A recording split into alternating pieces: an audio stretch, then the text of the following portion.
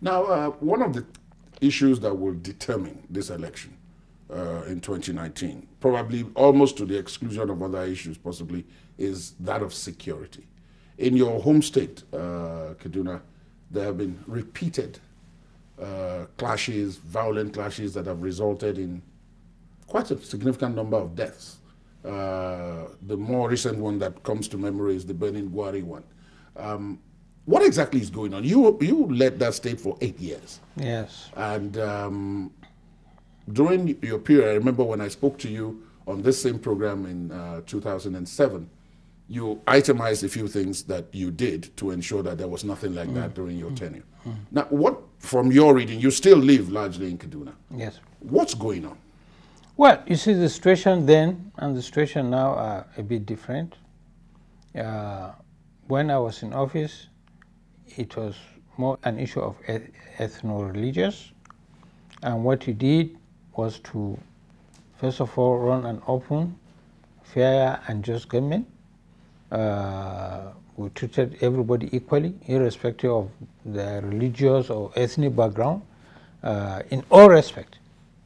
That made people have confidence in us, and when people have confidence in you, they help you keep the peace.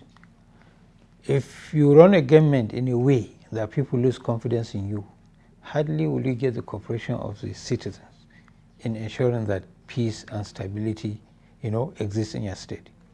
Now, yes, there are continuing killings in part of southern part of Kaduna State related to the herdsmen farmers conflict, which is not limited to Kaduna, to the middle belt, and it's been spread into the southern part of this country. This is going on. So it's a collective responsibility. The center and the state must work together, but it's more a responsibility of the center really, because they control 100% the security and quasi-security apparatus, to prevent, and if unfortunately it occurs, to apprehend and to prosecute, the offenders.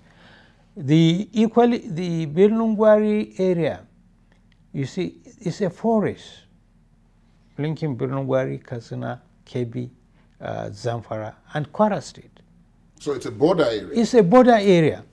And bandits, rustlers, cattle rustlers, kidnappers have made that their den.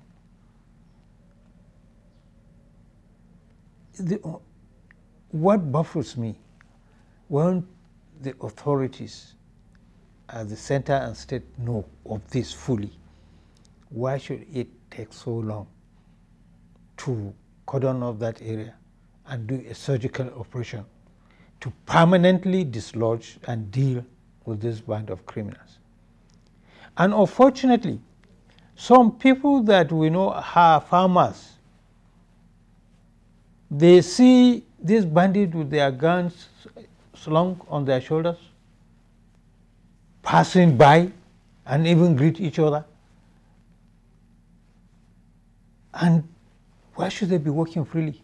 They go to marketplaces and buy things, from the market, just like any other person will go to a market and buy things. And they do this freely. This should not happen.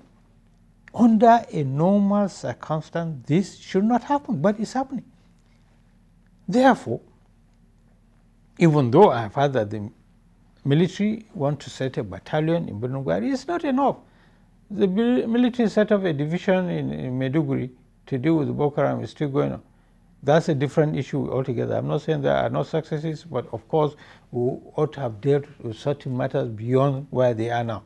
So the issues, as I mentioned earlier, are a bit different, but it doesn't take away the responsibility of government to have stopped this long before now.